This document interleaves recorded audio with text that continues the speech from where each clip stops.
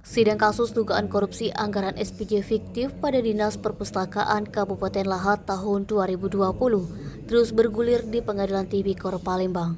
Pada sidang Senin 6 September 2022, terungkap fakta baru adanya pihak lain yang disinyalir turut menerima sejumlah aliran dana hingga menyebabkan kerugian negara senilai 429 juta.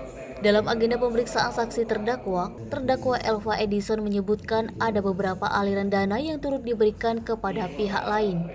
Di antaranya uang 100 juta dia berikan kepada oknum wakil ketua DPRD Kabupaten Lahat. Kemudian 40 juta untuk Sekda Lahat Januarsa, serta Kepala Kabid dan Kasih pada Dinas Perpustakaan Lahat kala itu.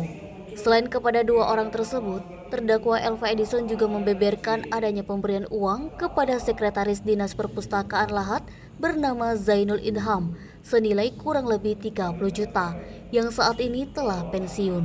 Tak hanya itu, diakuinya hampir seluruh kabid serta kasih perpustakaan Lahat saat itu turut kecipratan uang yang dibagikan setiap bulan yang dibuat SPJ ke Palembang agar dapat meningkatkan semangat kerja. Kalau untuk anggaran perjalanan dinas, apakah ada yang namanya belanja barang? Perjalanan dinas? Iya, tidak ada.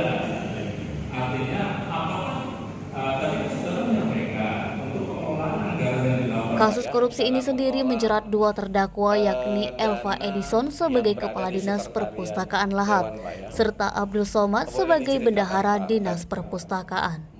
Fadli, Suweko TV melaporkan.